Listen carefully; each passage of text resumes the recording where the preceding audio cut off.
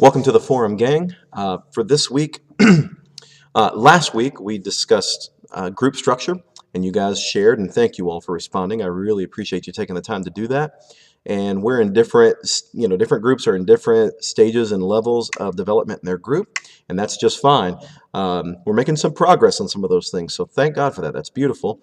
Some of you have indicated, rightly so, that maybe the next step for you to help your group structure is to simply continue to work on growing your group and get more butts in the seats, get more bodies there, get more people there, made in the image of God that we want to see grow in their faith. Get more people there. And absolutely, that's true for some of your groups. What I want to say to you is today, I hope to put some things in front of you that will help you do that more effectively. Engaging your ministry care list effectively. Engaging your MCL effectively. That's what we're going to talk about today. Your ministry care list. What is that? Well, it's people on a list, folks who are regular attenders, folks maybe who've been missing for a while from your group, and then prospects. Basically, anyone who's connected to your group that you want to make connections with. That's your MCL. That's your ministry care list. You should have a written on a computer or on your phone or on paper somewhere in your binder, whatever, a list of who those people are. And you should adjust that and add to it and so forth in your group times from time to time. This is something you should pull out during group time. But what I want you to think about today is effective ways of communicating with people on your MCLs to hopefully get more people coming on Sunday morning during group times, more people involved in fellowships, more people involved in ministry projects. So I want you to think about the word engagement. Engaging people. That means that you get their attention in such a way that it triggers them responding to you. Okay? So instead of just sending a reminder, hey, hope to see you on Sunday, while that's a good step in the right direction, maybe there's a more effective way to send that message. So we're going to talk about it now. So what are some of the modes of communication in our world? Well, there's all kinds of them, right? Email's pretty big. Phones with text messages in particular is pretty big in our culture. Facebook is a way to do it. Obviously, the good old-fashioned phone call is a possibility. Seeing people face-to-face, visiting their home, so on and so forth. One that we might overlook, but I think is incredibly important, is postcards. So let me get you to focus in on 3 modes of communication that will be time effective for you, that are fairly effective in our culture right now. Email, text message, postcards. Handwritten postcards. Email, most everybody has it. Not everybody checks it. Okay? Text, pretty much everybody gets them. Maybe 30% of them respond to texts. Okay? Postcards, I realize that may seem in the world of snail mail, where it's not something we don't use as much, that they may not be as effective. Mail is not as big as it once was, but I think that's precisely why it can be very effective. What do people get in their mailbox most of the time? Advertisements and bills. Anything that looks like that is not something anybody's excited to see or is particularly paying a lot of attention to. But a handwritten postcard will get people's attention. That will be effective if once they finally check their mailbox. Some people don't do that, but once a week or less. Once they do, and they see that postcard, it will stand out. They will notice it. They will read it. And so a personal touch like that can be very effective. So focusing on those 3, email, text, postcards, things that are not terribly time consuming but can be effective. If you find other modes of communication that you think are effective, by all means, use them. These are the top 3 that seem important. Here are some keys to effective engagement of current and potential group members. Effective engagement. So we're going beyond just sending a reminder or a piece of information. We're trying to engage. I'm sorry about the clearing of my throat. The first thing is you want your communications to become highly personal. Highly personal. So you want to get away from sending group texts and group emails as much as you can. You want to tailor each message to each person. And that may sound time consuming, but it really isn't. Because if you have a piece of information you want to get to everybody, you can copy and paste that piece of information, but make sure you use the person's name in the text. And if there's any other personal touch you can put on it, then I would encourage you to do that for each individual. And so you can copy and paste something, so you have to keep typing it in if you're using texting, or type it in on an email over and over. But that highly personal approach connects with people. Secondly, you want to trigger engagement. I've been using that word. How do we do that? Well, we simply ask questions. We ask questions, and I'll show you what I mean by that here in a moment. You want to get beyond friendliness and get to friendship. Beyond friendliness to friendship. And I would say that's what engagement is about. Okay? People are very disconnected in our culture. We have more ways to communicate than we ever have, easier and cheaper, and yet we seem to be more lonely than we ever have been.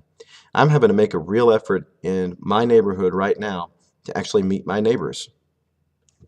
I don't know them, and if I don't purposely make an effort at it, I'm not even going to bump into them. So we're kind of disconnected. People feel that. So connect, group leader. Connect with folks, and you will raise the likelihood that they will come to group. Here's the last principle I want you to get about effective communication or effective engagement. Don't do it all yourself. Don't do that. I'm not even asking you to.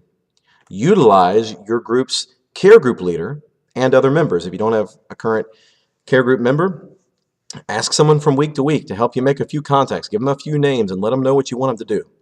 All right? So spread the wealth, spread the responsibility, use other people, and when more people are connected, the more they own it, and the more connections we're making relationally with each other, and that only makes our groups stronger. It's not all about you. You are just trying to get the ball rolling. You're trying to move things toward health. Okay. So I'm going to give you a few communication templates. In other words, now I've said, here are things that we ought to do. Here are some keys. What does that look like with skin on? And so I'm not going to share it in great detail with you, but just to give you a little idea, there is a number of templates that I've put on this form. Different ways that you can go about connecting with people with examples for you of how to go about that. And I want to encourage you to read those, take it to heart, and try to utilize them. The key is each one has a personal touch and it asks a question that begs for a response. I just want to share with you one of them. One of them is a text message or an email, or particularly email or text message. This works well. The prayer need template. Listen to this one. You could send this out in a group format if you wanted to. Just be sure that you respond to any replies very personally. You might put, this is just an example. Hey, soulmates, that's my group. Josh here. Anyone have any prayer needs that I could be lifting up with you? Question mark. Now you're hoping to get people to engage. Not everybody will send a prayer need, but some people will. And when they do, you make sure you lift up that prayer. You send back a text to let them know you just lifted it up in prayer. And then it gives you an opportunity 2 or 3 days later, a week later, whatever, to follow up and check back in and say, hey, I wanted to see, hey, Jim, it's Josh. Wondering how your mom's surgery went. How are things? That's an engagement. Now, I didn't invite him to group in any of those texts. But I guarantee you making these efforts will make your invitations to a group more effective. People are much more likely to come once you've made those relational connections with them. Plus, you've had the opportunity to pray for them, lift them up. But every time they engage with you like that, they're opening up their world to you just a little more. And so you have an opportunity to make friendship sort of connections that will weld them to your group. And of course, it won't work in every situation, but in many situations, it will. Now, it takes a little work, it takes a little effort, but if you're careful, you can use your time effectively. You want to make sure you follow up on this one, though. And let me tell you how I do this. If I'm sending a text to someone about prayer needs, they come back with a prayer need. I actually send them a prayer over text. If you can make yourself do that, I encourage you actually type the prayer into the text. If you can't bring yourself to do that because you're worried you'll sound dumb or whatever, at least send a text back and let them know you just prayed for them. But also set an alarm in your phone for 3 days later or whenever you want to, with something that'll ring in there to let you know, hey, I need to check on Jim and his mom. You do that, you'll remember it, you won't forget it, you won't even have to worry about remembering it, but do it right then. I encourage you to do that. That takes a little time, takes a little effort, but it's not as super time consuming as you might think. And every connection like that you make is very helpful. There are several more templates that I have on the page. I encourage you to read those, check them out, and utilize them even this weekend. The sweet spot to connect with people is Saturday morning. All right? It's close enough to worship time and small group time that they won't forget you. Additionally, it's not so close to worship time that they probably still making plans, formulating some of the things they might want to do for the weekend, and you try to connect with them at a strategic time. Friday night, Saturday morning, these are good times to send text messages. So I leave that with you. Please take a look at the form that I sent you. Start utilizing some of these templates, and I'd love to hear how that's going. Thank you, guys.